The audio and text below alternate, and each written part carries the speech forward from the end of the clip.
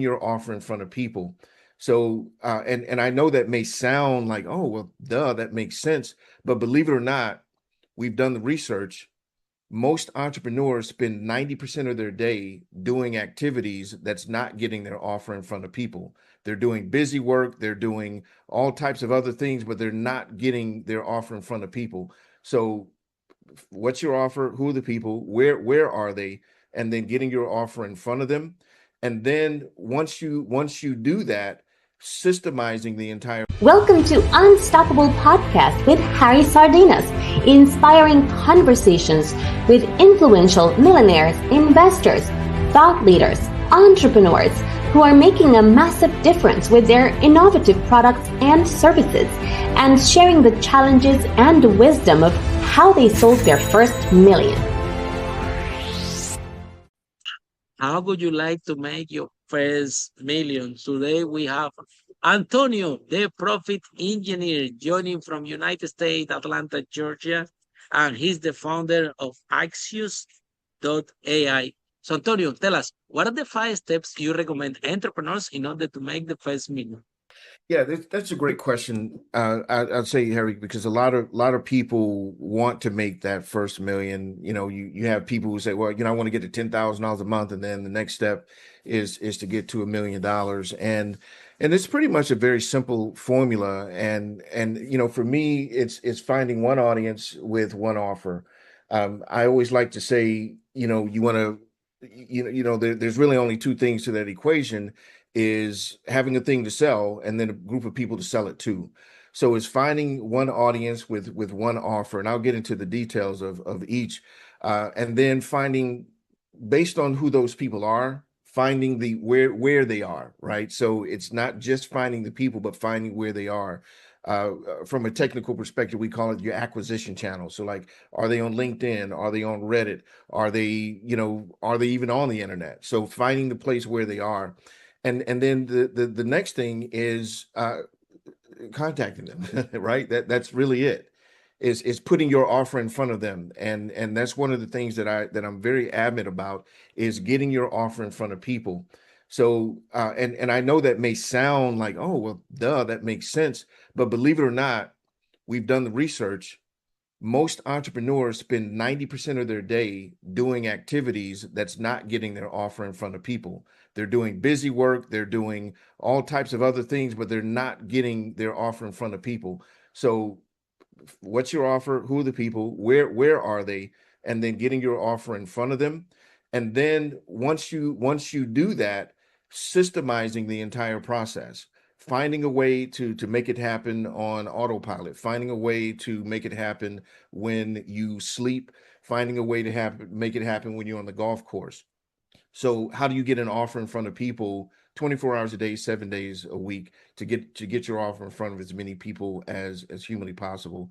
And the last one I'm going to say is probably a little, maybe a little off track, or not track, but maybe a little bit off the business path. But the next one I would say is pray, right? And what I mean by that, not in the general sense of, oh, I hope I make $1 million, but it's really around getting your mindset around making $1 million. It's getting your mindset around your business being able to do that, and I believe that's done through whatever practice you may have as an individual, whether it's prayer, whether it's meditation, whether it's visualization, whatever the case may be. You can't get to $1 million without the mindset of $1 million. So even though it may not be that tangible thing that people want to hear, oh, here's a trick, but it's one of the things that I think is most important, because you'll find yourself spinning your wheels if you don't have yourself in the right mindset.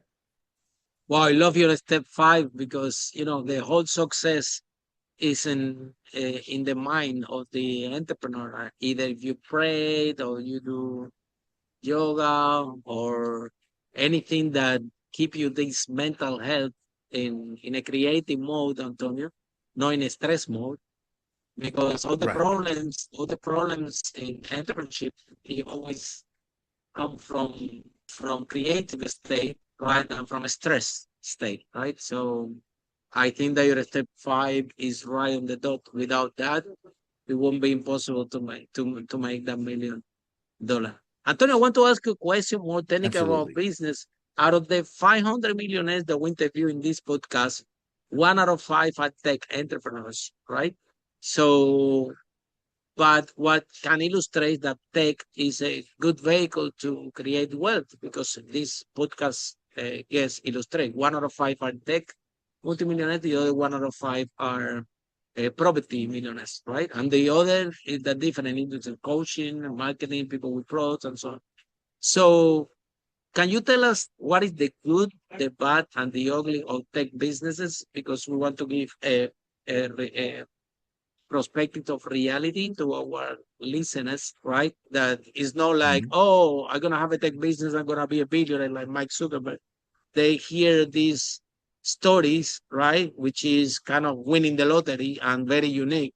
And they think that Right. this is a regularly pattern to run a tech business. So it would be fantastic if you can share the good, the bad, and the ugly of a tech entrepreneur. Well, the good thing about tech is that technology in and of itself is a part of what any civilization needs to evolve.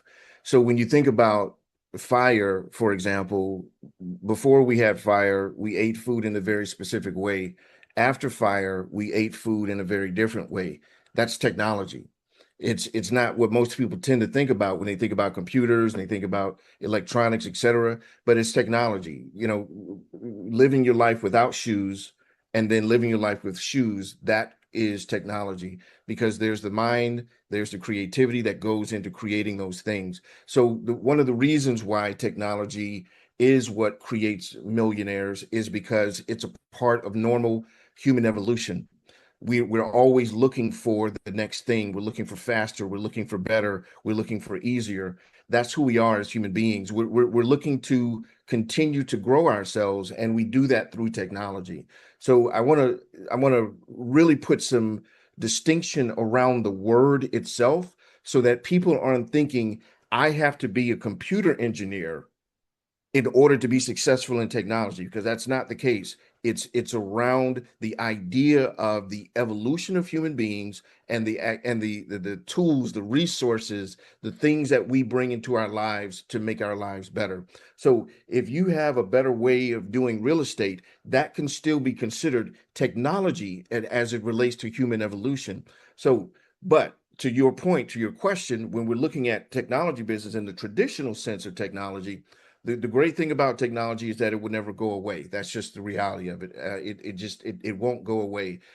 You may find your people who are living off on a farm somewhere. They don't use phones. They don't use TVs, etc. They don't use those things, and they get along, but they're also living a very limited experience in life as well.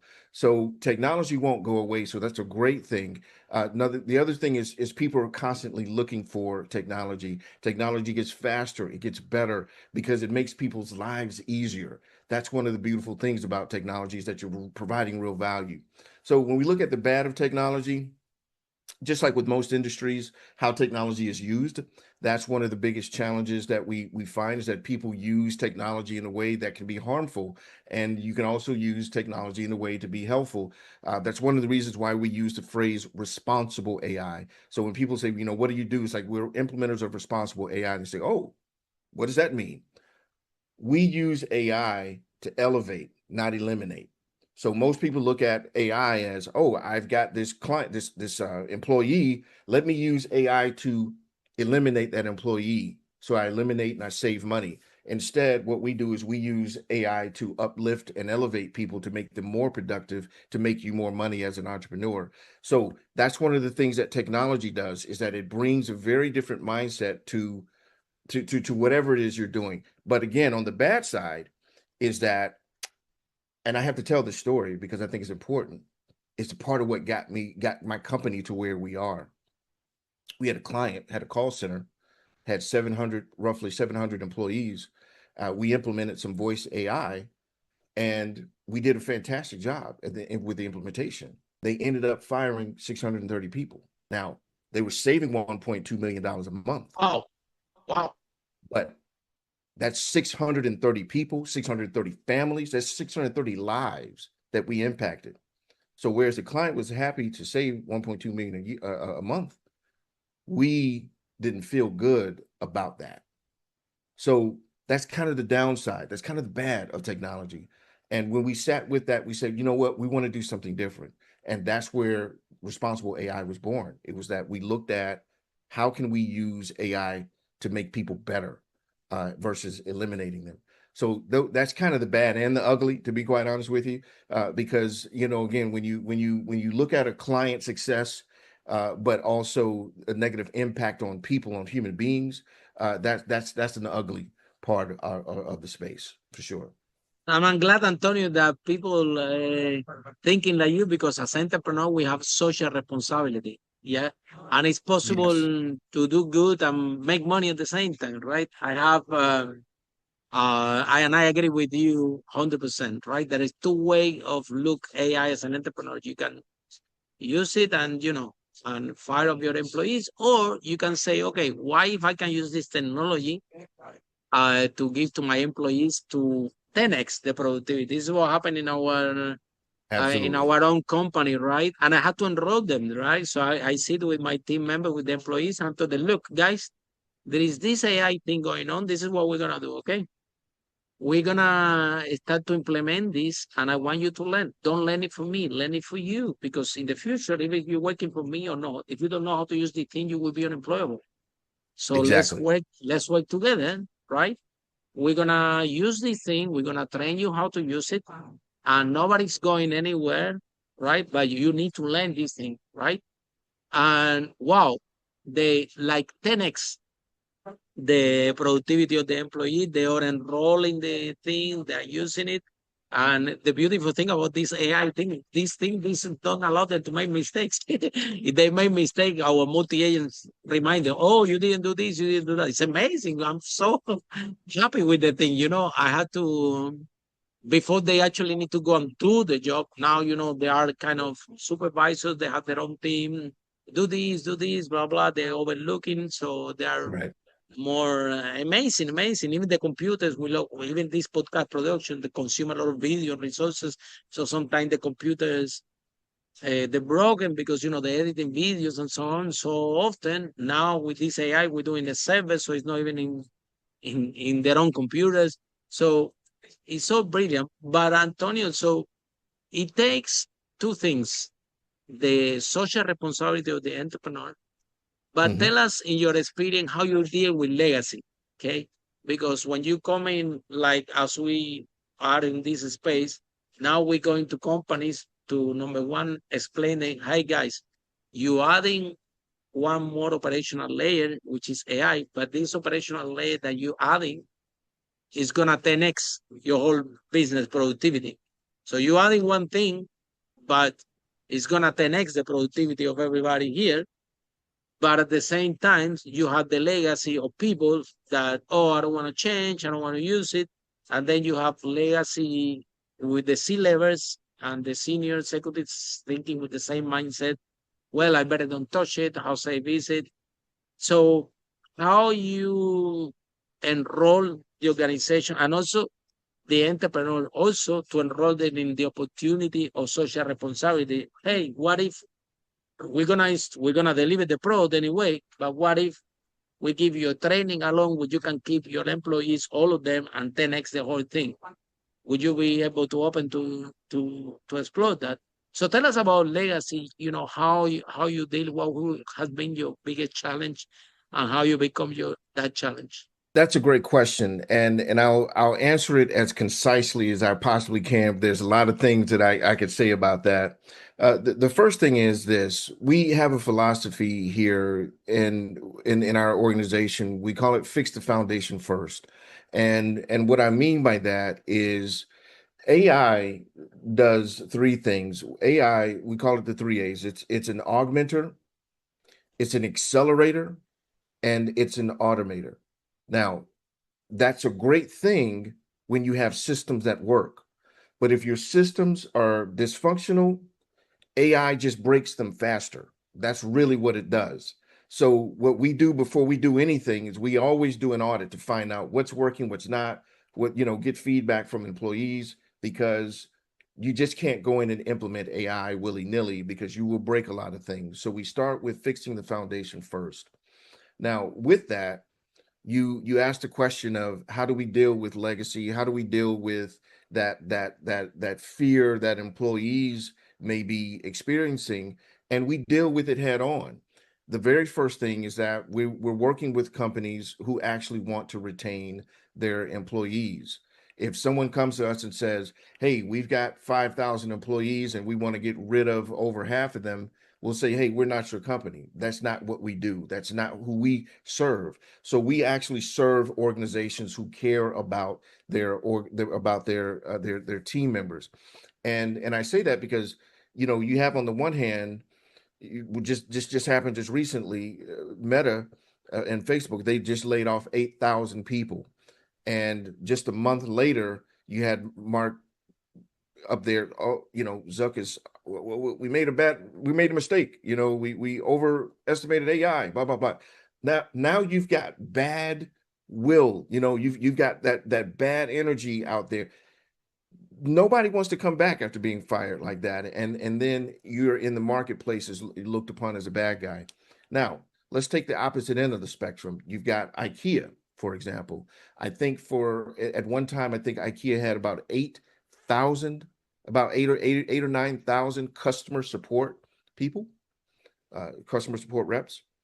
They implemented voice AI, cut their calls in less than half. Now, what could have IKEA done? They could have laid everybody off and say, hey, listen, we don't need you guys. We got half the calls now. Instead, they trained those customer service reps on interior design. They train them on how to help people use IKEA furniture to give them the home they want. And you know what that did for IKEA? It added $1.5 billion to their bottom line. Wow. Way more money than they would have saved firing 4,000 or 5,000 people. So we go and work with companies who actually want to use AI to enhance, to elevate. So that's where we start as an organization. As amplifiers, absolutely. But with that, even with the companies who want, you still have the employees. And to answer your question, you used a very powerful word, train. That's the part of it, is train. And what we use is just the word educate. So when we go into organizations, we educate them on what AI is and what AI isn't. And we also educate them to let them know that AI is not here to replace you. So we're able to address a lot of those challenges, a lot of those issues with communication up front and educating people along the way. So that's where we spend a lot of our time, and that's how we're able to overcome a lot of that. So Antonio, here in this podcast, we are a big fan of social responsibility. We believe that we can do good and make money at the same time. Right. And as entrepreneurs, we need to lead by example, because, we create jobs and, we have employees, people look at us. So we need to lead by example, and we have to be socially responsible. However, not everybody's like this. So I would like to know your story with where this sense of social responsibility came to you as a person, as values, because, if you're running the business, your employees, your team members, even your clients, they are all social responsible. You attract the people to your business with your same culture, with your same values, not only your clients, but also your suppliers, everybody in the ecosystem. So where this sense of social responsibility came to you? Did you read a book? Did you saw a speaker, a TV show? You admire someone that is like this and you want to follow this? So where this inspirational social responsibility amplify? I'm telling you this because I always have been a big fan, but I advise one company specializing in this, in social responsibility, and I dive into the thing even broadly, and I become a big fan of it, right? So Mhm. there are sometimes some events happen in your life. Maybe it was that incident that that you did that your pro did this. A lot of people got fired, and that was your chips. I said, you know what? Anymore, we won't allow that to happen. So tell us a little bit about anything that trigger you or to make you have this personality and social responsible, because would be very good to know for all the fellow entrepreneurs listening. Well, yeah, yeah, that was exactly where it came from. It was the thing that really personified the importance of implementing AI responsibly. Because again, when you do a good job, you get paid for a thing, you're happy about that. But again, you have to stop and take a look at the impact. And for me, I think just saying it for what it is, being a black man. I come from a community of people who have been taken advantage of, who have been disposable in the eyes of others. So I'm always going to be conscious of that, just in general. So as such, that's why it impacted us in the way that it did. It's like, okay, yeah, we did a fantastic job here, but what was the impact of the job we did? Because we actually care, and everyone in the organization agreed, is that we want to be a company who uses AI responsibly in every way, shape, or form. Even and that even comes into our training. In that, we know that running a query with this model costs the company this amount of money. It runs through this amount of data center, and it uses this amount of water. So knowing that this other model that could do the exact same thing costs a fraction of that across the entire spectrum, that's something that you have to actually care about. You have to actually care about the environment. You actually have to care about not just the bottom line, but the actual overall impact that a company is having. So that's our driver. That is just our driver, just being the people who care about the environment, care about people, and that's a part of 100%. what has us. That's the Yeah. other thing, Antonio, because out of the research that we have done, right? It turns out that, if you have a company which is social responsible, right? Out of our research, we find out, number one, that even employees, they even prefer to get paid less, even if Hmm. they work in a social responsibility company, right? Right. Especially Right. the young people, they're not gonna go to a place that they get a lot of money, but they're not social responsible. They prefer to go to other companies. And we also find out that customer retentions and loyalty of clients Right. are bigger to those companies that behave like this. However, big companies know this, that they can use this as marketing, Hmm. and there are a lot of people, a lot of companies out there that they are pretending to be social responsible. Oh, we are recycling, but no, social responsibility is not about you put a plastic bottle and recycling. It's about what we Right. discuss. It's about what we discuss. It's about, if you have adopting AI, keep your employees and use the amplifier. Hire people from the best people, regardless if they're Chinese, black, white, whatever.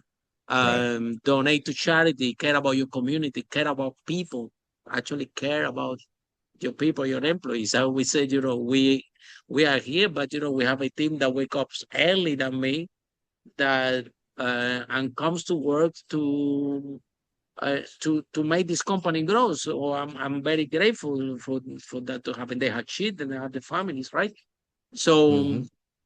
um the whole social responsibility thing is a 360 degrees, not only Right. recycle a plastic bottle.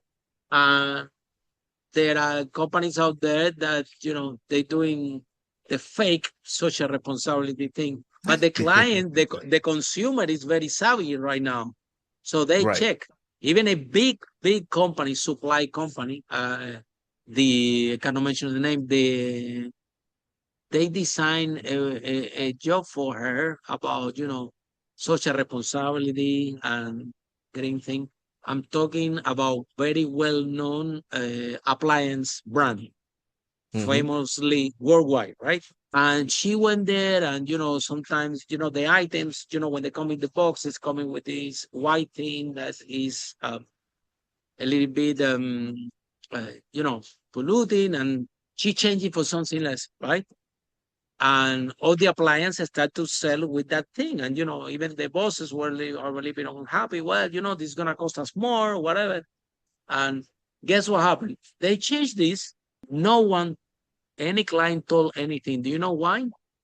Because they are expecting. Mm. They are expecting, the consumer is expecting that from you. He's not even gonna. Right. He's not even gonna say thank you. Right. However, if you don't do it, he will buy from something else. You will That be in the penalized for not doing it. exactly. So it's not that nowadays. It's not that you're social responsible and you get a club and a marketing piece out of this. Is that the consumer is actually expecting it. And she was Right. shocked telling me the story. Harry, you won't believe. Nobody say anything. I said, look, what do you think? They are expecting. You're lucky that they didn't say anything, because they say something, it's because you guys did it too late and they're already buying from Right. somewhere else. Right. So we need to look in the whole social responsibility, the whole AI in a more holistic 300 social responsible way. The other thing, Antonio, you talk about the advanced technology of fire, but technology, I believe that internet was a revolution, right? The invention of the Hmm. microprocessor was a revolution. But we have things like, we have internet was a revolution, but then it comes the social media, then it comes the NFT, then it comes the blockchain, then it comes the metaverse, then it comes. So every 3 months, there is a new flavor of the day in tech. And Hmm. now we have this thing called AI. So do you think that this AI is a new flavor of the day when it comes with tech? And, after 4 5 months, a year, something else will come. I remember, came the websites and things like this. So what do you think? Do you think AI is a new flavor of the day in tech, or is like a fire that you described at the beginning? Is one great revolution in technology that will change the way that we look at things. What is your view on this? AI is the fire of the current day. There's no question about that. This is not a fad. This is not a flavor of the month. This is not some cool thing that's come about.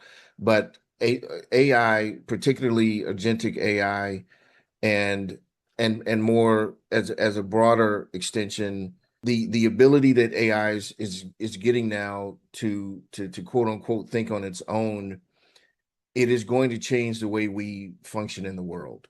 There's no question about that. Now, I'm not a doom and gloom person. I don't like to make those types of huge sweeping statements without the data to back it up, because the data is there. There are industries that are disappearing almost overnight right now. Like, those things are actually happening. They're not being talked about because that's terrifying for most people, but those things are pretty fundamentally gone. So like you think about, I remember, I'm one of the top buyers. I'm one of the top buyers on Upwork. We have probably about 80,000 hours of people we've hired over the years. And if you look back, I don't have as many writers as I used to. We don't hire transcriptionists like we used to. So these are things that don't fundamentally exist anymore. Again, industries that have gone away. And when you think about that, that's a big deal. I mean, it is a very big deal. And the thing is that this is going to be happening across every industry. So Even driving, you see cars now driving by themselves. So absolutely, wait, what will happen in 5 10 years? absolutely. You won't be And able. You and don't need and to drive a car or a truck anymore, right? exactly. And now, when you see one of the top electric vehicle manufacturers shutting down their plants for manufacturing vehicles and now manufacturing robots. So now the question becomes, what does that look like for us? to have a robot be able to wash the dishes, to have a robot be able to vacuum, to have a robot be able to make up a bed, to have those types of things done, it is going to change. So all of the movies that we've seen, your iRobots and all those things, we're actually on the front end of that right now. So again, I don't ever say that from the perspective of doom and gloom, because there's some excitement around it as well, because used properly, AI can revolutionize the quality of life that we have as well. So I don't say it as a negative thing. I say it as a broader concept of here's a thing that is not going to go away, and there are completely different ways of life that are going to come out of the AI, its agentic nature, and where it is now, where it's going. Antonio, can you expand a little bit more in the concept agentic AI? Because our listeners might not know the concept. So what? Tell us a little bit more about it. Yeah, that's a great question. So most of us are familiar with things like ChatGPT and Claude, where we go into the application, we type a question, and we get an answer of some sort, even if it's doing research, even if it's giving us an article or social media post. We ask it to do a thing, and then it does the thing that we tell it to do. Where we're moving towards now is agentic AI, in the sense of the AI will be able to do things on its own. We're starting to see a little bit of that now with Claude Cowork. So Claude is owned by Anthropic, which is one of the major AI brands out. And Claude, again, was a chat bot. That's how it was initially launched. Now they offer what's called Cowork, where you can give the chat agent a lot more work to do, and it goes off and it does things on its own, comes back and even asks you questions if it gets stuck, and then it can go back and start doing more things.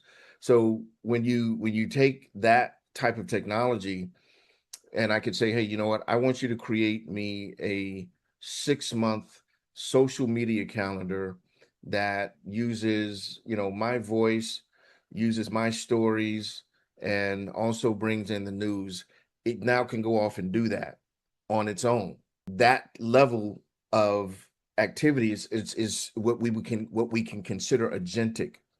And the smarter this gets, and the more applications we use with that, the more life is going to change. Because if you imagined taking the agentic technology, the intelligence of an agentic agent, and put it inside of a robot that has physical abilities to do things, that's where it will be able to say, here is a wine glass. I need to wash this wine glass, but I need to wash it differently than I would this plastic cup.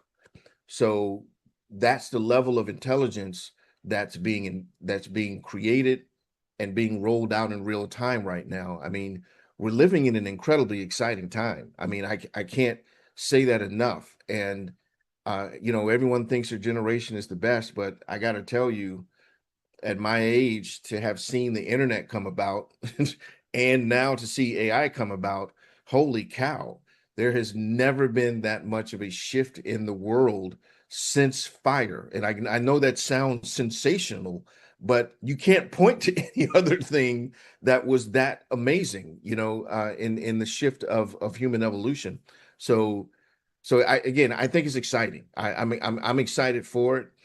There's a little trepidation in the sense of people using it for not so good reasons, but at the end of the day, I think good will always prevail, and we'll see what comes out of it.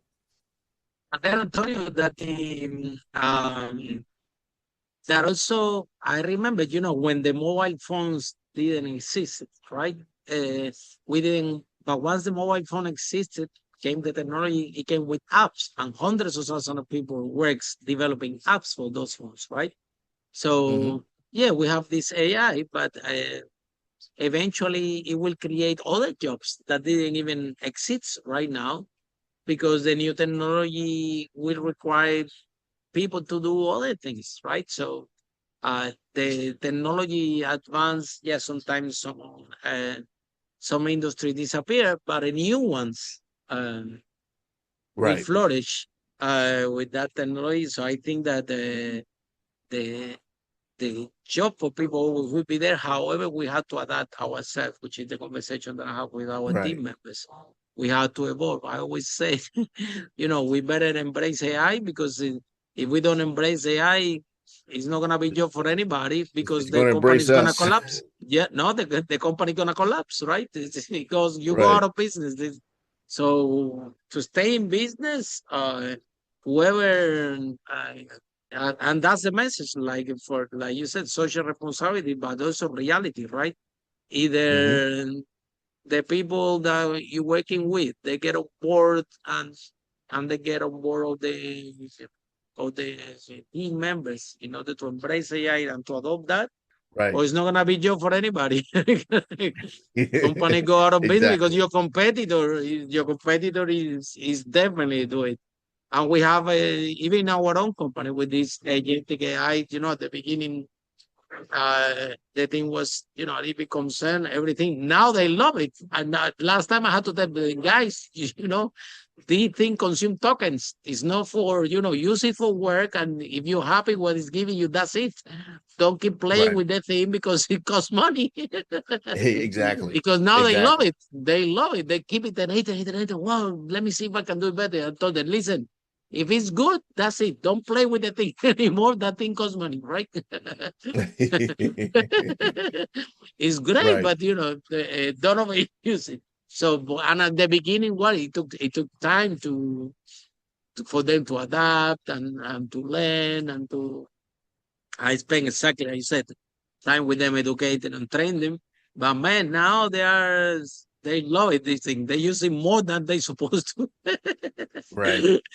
So little by little, and I'm happy. I'm happy because now, if tomorrow wherever they go, they know how to use some stuff that can amplify whatever they're gonna do. They know that there's Right. technology out there that they can put together very quickly, and they can amplify by 10 what they were doing before. And it's brilliant that we can give that knowledge to our team member, and to um and to the people out there. So Antonio, the next question is why you decide to become an entrepreneur. Uh, what the story? Do you have any family member that is an entrepreneur? Uh, any inspiration you got from anybody, or kind of by accident? I will say it was kind of by accident, because I think I've always had an entrepreneurial spirit. I sold candy in not high school, but middle school at the time. And that was a very wonderful experience. I learned a lot about commerce. I learned about unique selling proposition without knowing what those things were. By try Learned and about error, profit yeah. loss. Yeah, By try and error. exactly. Yeah, yeah. So how was And the candy business? How much you buying them and how much you were selling them for? well, and see, that was the thing. I found myself, buying things at a convenience store, and then people would say, "Hey, can I have some of your Snickers bar? Can I have some of your so and so?" And over time, I'm like, you need to get your own. So maybe I just decided one day to buy two. So someone said, "Well, hey, I'll sell it to you." So here I am selling, buying this thing for 35, 40 cents, and then selling it for 50 cents. And I was like, oh, well, that was pretty cool. So, maybe I'll buy three or four the next day. So now I've got a few people buying, and I'm only making a few cents. Well, I didn't know about profit loss. I didn't know that, the markup that goes along with a convenience store. So I said, well, where can I get this candy for cheaper? And at the time, there's a grocery store here called Kroger. Across the country, they call Ralph's or Smith's. But they're owned by the one company, Kroger. I found that Kroger sold the same candies for about 15 cents cheaper than the convenience stores. Wow. So now I'm able to go and buy things at 20 And cents and how they let selling you it in at, that shop? Do you need a special license, or how well, you you need to here's the involve your interesting thing. parents into the business? Well, here and this is why I go back to this was a process that I learned over time. So I was saving money by buying things at Kroger versus buying at the convenience store and then selling it. Then over time, I someone told me about buying this stuff wholesale. I didn't know what wholesale meant at 14, 15 years old, Who's gonna right? So know? exactly. But there were places where you can buy big boxes of things at a time, and that's what I learned what wholesale was. So that was one of the things that got me familiar with, okay, buy for as little as possible and sell for what the market will stand. So again, And I'm finding still a your teenager at audience, this point. your step one that you said, find something to sell and find your Find your audience, audience. right? Exactly. And then what's the thing that you're selling, right? There was that. Here's a really fun and interesting way I learned about a unique selling proposition, USP. Well, one of the things I found was my best sellers, my Kit Kats, my Snickers, my Reese's cups, those things started melting around the time lunchtime came around, which is usually around 12 or 1 o'clock in the afternoon. So I came up with the idea, well, let me just put this stuff in a little cooler. And that's exactly what I did. I started putting my chocolate in this cooler so that it would be pristine at lunch. Here's where that paid off. Whereas other people were selling candy in the same school for 50 cents, I was able to sell things for 75 cents and a dollar Because because your I one was had cold and nice. exactly. Because who wants to eat melted chocolate where it's dripping all over you, your hands are sticky, etc. So my chocolate was cool by the time lunchtime came around. And that's where people wanted those things, is because they were hungry. So I was able to And sell you my increase candy the for more. price. Absolutely. Yeah. Absolutely. Now, High here's the perceived thing. value at the low cost. Yes, exactly. Now, Probably I the don't cooler claim you to be took a it from home. genius. Yeah, probably you didn't buy the cooler. Maybe the cooler was at home and you took it. Yeah. Absolutely, absolutely. So, and I say all that because I don't claim to be this genius, prodigy. I learned these things by accident. But what it did do is that it gave me a real sense of understanding what it's like to create my own money. I think my highest month was $1,400. So you imagine as a early on teenager Wow. making $1,400. Wow. Yes, absolutely. That's So huge. Selling candies. exactly. And that's what got me that Impressive. entrepreneurial taste. So over the years I tried a lot of different things. I mean, I got to tell you, I've sold cabins. I've sold vacuum cleaners door to door. I was a DJ. So I've done a lot of different things as an entrepreneur, and I just kind of found that this is the space that I operate in. I've only had 3 jobs my entire life, and I got fired from all 3 of them. So I knew I'd have to get good at business because I didn't have any other options. I bet you get fired because you always was looking a better way of doing it. Yeah. That's what my Yes, short life as an that's employee exactly 20 right. years ago, I my my job, it was room service in the Hilton in Canary Wharf in London, and I also was working in the pub. I remember that I was always telling them, guys, this is a way that we can do this better. We can Right. do this better like this. And Right. the supervisor didn't like me, the manager didn't like me. No, no, no, we don't want that. Everywhere that I went, they would tell me, Harry, this is the rule you need to follow. No, we don't need to do it better way. Please, I'm begging you, do it the way it's supposed to Right. do, and don't give us headache. We are busy. I'm like, man. So yeah, we're difficult when it comes to to to perform at the job. But Right. Antonio, the but that experience, like for example, out of the 500 millionaires we interview, when we ask this same question, most of them, they, even myself, we all become entrepreneur by accident, right? start to solve the problem for ourselves, then we solve for other people, and then we build the business. And sometimes when I started, I didn't even know what marketing was. How I gonna know, right? I was have a property business. I was renting the house and renting the units individually, one by one. So I was putting the ad in Gumtree, which is a website that sits in the day, showing the room, and then I knew how much I'm renting the house. I knew how much I'm renting the rooms individually, and I'm making some profit. And then again, we discovered that we paint the rooms and we put a nice bed sheet from IKEA and painting from IKEA, we can charge more for the room, right? And Right. it was Right. a high perceived value of the low cost. That was my cooler, right? Our cooler Right. was something, Exactly. just going to IKEA and doing a little bit nicer and clean. People, they were way more happy to pay more and also bring you better people to the house, because the people, the Right. clients that you're attracting, they want to keep the house clean, the nice things. So we create the whole, where if you rent the room cheap and then you don't care, then the clients don't care. Nobody cares. The house is dirty, more problems, more tears, and you make less money, right? Because they pay less. Right. Whether adding value to the product, we could charge more than they were happy. So we give something decent to people, and the market respond, right? That's the other thing that I learned, and this is something very similar with your candy business, right? Not because they are vulnerable, that doesn't mean that they cannot pay more, right? In the rooms that I was offering to the students there in London, right, there was something decent, right? And this is a population that they are vulnerable. Right? A lot of people take advantage of them. They take the deposit. They don't rent the room.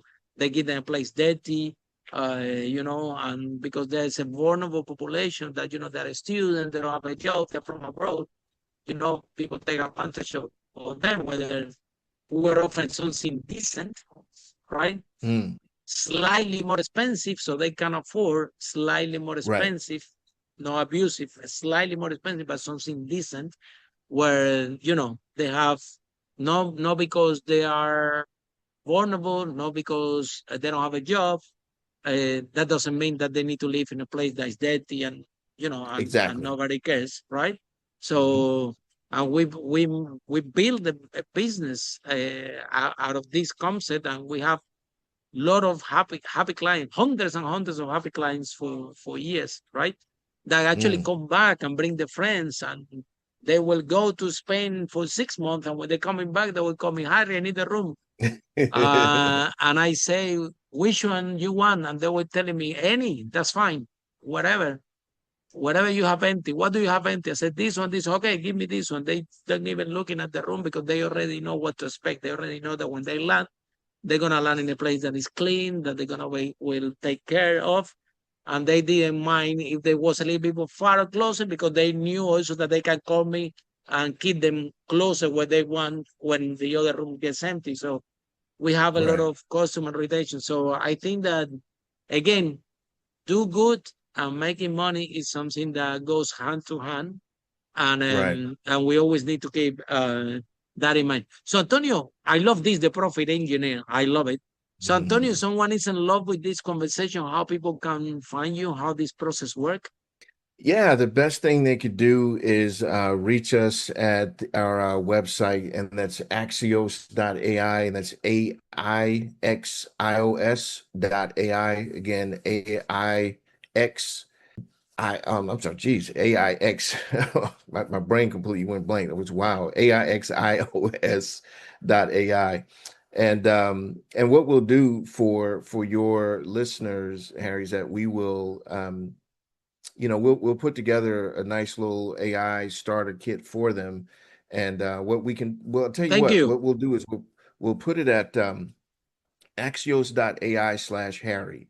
Mhm. We'll have that up for you guys by this evening. So we'll put together a nice little AI starter kit for those who are looking to implement AI and also implement AI responsibly as well. And we usually sell that starter kit for 497, but we'll Wow. offer that for free for your listeners.